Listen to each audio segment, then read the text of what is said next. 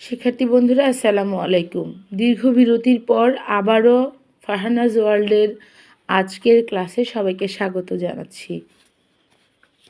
তৃতীয় শ্রেণীর বাংলাদেশ ও বিশ্ব পরিচয় বিষয়ের অধ্যায় 5-এর আমাদের সংস্কৃতির আজ আমরা 41 পৃষ্ঠা নিয়ে আলোচনা করব। 41 পৃষ্ঠায় প্রথমে যেটি আছে, শূন্যস্থান উপযুক্ত শব্দ বসাই। বাংলা নববর্ষ, বুদ্ধ পূর্ণিমা, লালন গীতি, লোকনৃত্য, এই 4টি শব্দ দেওয়া আছে। আমরা এগুলো দিয়ে শূন্যস্থান পূরণ করব। ফকির লালন শাহ, লালন গীতি। একটি জনগোষ্ঠীর জীবন ঘনিষ্ঠ নৃত্য হচ্ছে লোকনৃত্য। বাংলাদেশের প্রধান সামাজিক উৎসব হচ্ছে বাংলা নববর্ষ।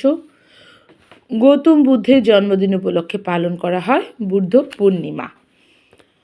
দেখো, বাম পাশের শব্দ বাক্যাংশের সাথে মিল রেখে ডান পাশের উপযুক্ত শব্দ বাক্যাংশের দাগ টেনে মিল করি। সাপুড়ে নাচ লোকনৃত্য, ভাটিয়ালি সঙ্গীত, নতুন ফসল তোলা উৎসব, নবান্ন উৎসব, বড়দিন উৎসব। তারপরে আছে মনে করি আমি পহেলা বৈশাখ বা অন্য কোনো একটি উৎসব অনুষ্ঠানে অংশগ্রহণ করেছি বা করছি। অনুষ্ঠানে আমি কি কি দেখেছি বা কি কাজ করেছি তার একটি তালিকা তৈরি করি। শিক্ষার্থী বন্ধুরা, আমি এখানে নববর্ষে অর্থাৎ পহেলা বৈশাখে আমি একটা অনুষ্ঠানে গিয়েছি, সেটি লেখার চেষ্টা করেছি। তোমরা অন্য যে কোনো একটা অনুষ্ঠান, মুখে ভাত, বিয়ের অনুষ্ঠান, সেই সম্পর্কেও লিখতে পারো। উৎসব অনুষ্ঠানের নাম আমরা লিখতে পারি পহেলা বৈশাখ। পহেলা বৈশাখের দিন মেলায় ঘুরতে গিয়েছি, মেলায় নাগরদোলায় চড়েছি, বিভিন্ন ধরনের মিষ্টি ও খেলনা কিনেছি, সন্ধ্যায় সাংস্কৃতিক অনুষ্ঠান দেখেছি।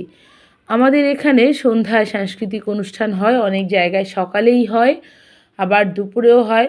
তোমরা যখন সাংস্কৃতিক অনুষ্ঠান দেখো পহেলা বৈশাখে, তোমরা সেটিই লিখবে।